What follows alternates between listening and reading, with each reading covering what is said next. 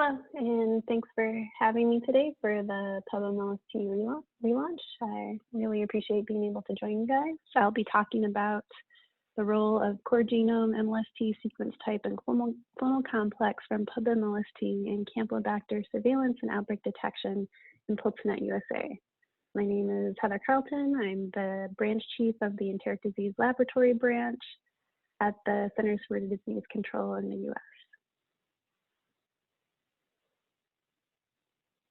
So if you're not familiar with PulseNet, PulseNet is a network of over 80 public health labs that are found in all 50 states, many large municipalities, as well as regulatory agencies in the US are part of PulseNet, including FDA and FSIS USDA.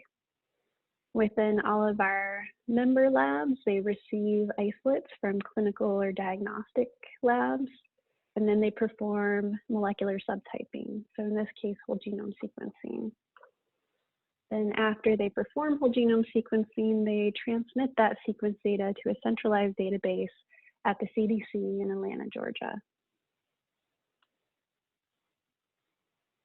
Molecular epidemiologists in Atlanta, Georgia, take a look at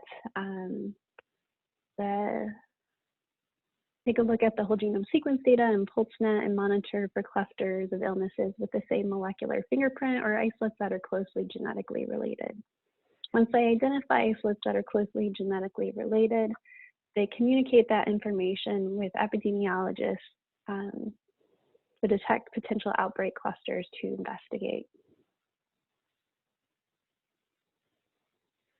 PulseNet originally started using the technology called pulse field gel electrophoresis. They began using whole genome sequencing in 2010 for the Vibrio cholera outbreak in Haiti.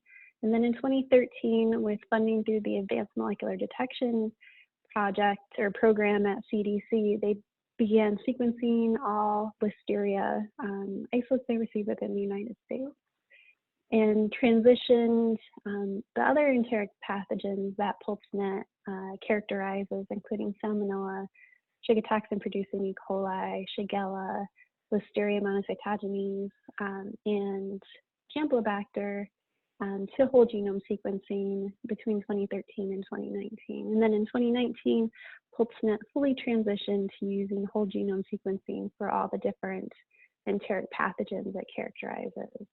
It was clear that using whole genome sequence data, we were able to detect outbreaks with more precision, and we were able to have more effective outbreak investigations and traceback. To be able to analyze and compare all the sequence data, PulseNet uses a distributed analysis system to extract information from whole genome sequencing. So state and local public health laboratories, as I mentioned, generate the whole genome sequence data.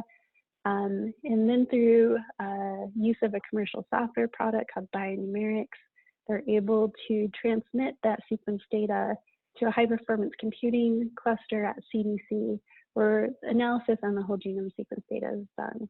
This includes core genome and whole genome, multi-locus sequence typing, as well as assigning sequence type and clonal complex. So that's where the interaction and API calls with PubMLST comes into place, because it feeds into our high-performance compute environment and our databases there, so we can have real-time sequence type and clonal complex assignment. Once we have assignment of alleles for the different analysis workflows we have, as well as genotyping, those analyzed results go back to our PulseNet member lab.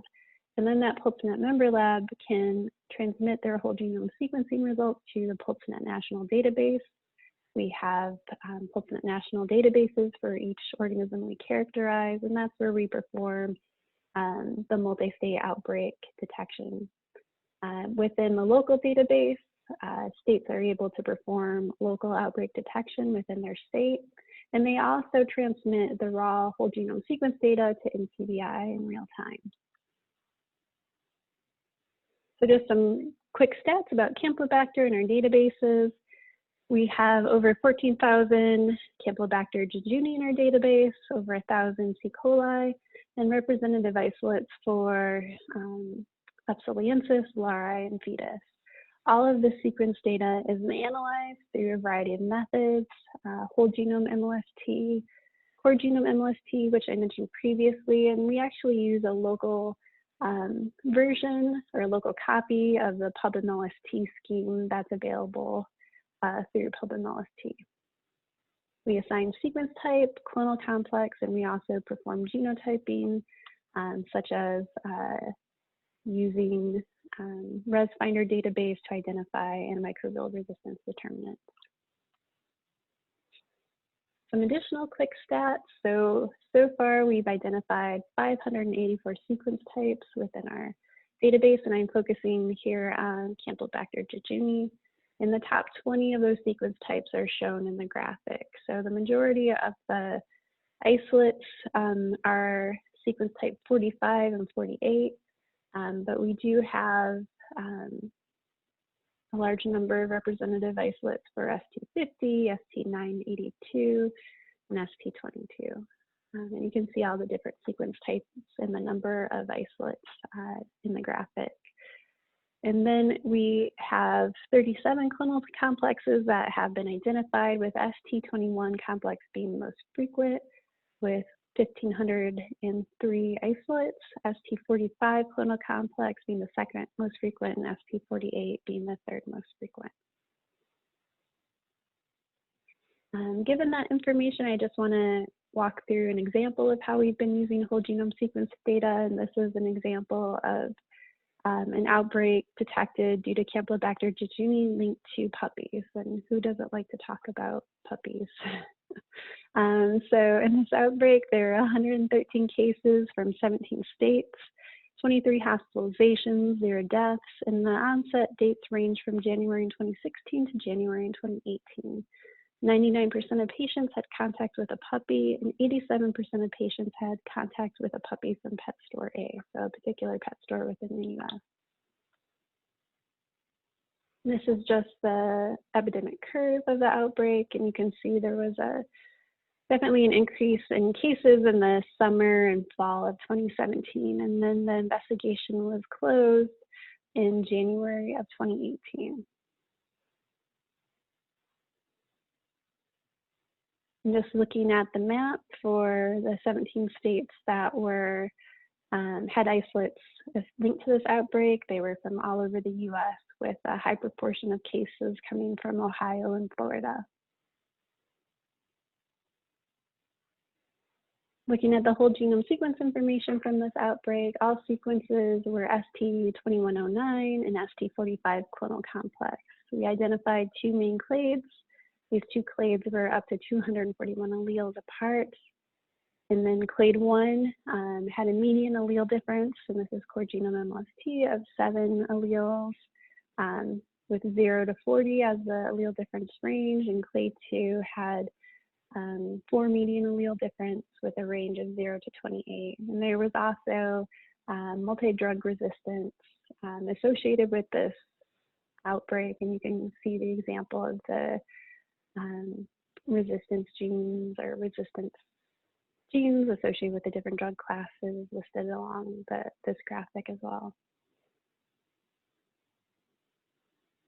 So overall, using whole genome sequencing and core genome MLST in real time to identify outbreaks due to Campylobacter, and I showed an example of this with the Campylobacter and puppies outbreak. We're currently using an API through commercial software used in PulseNet, which is bionumerics, to assign sequence type and clonal complex. And by assigning sequence type and clonal complex information, it helps put these outbreaks into context.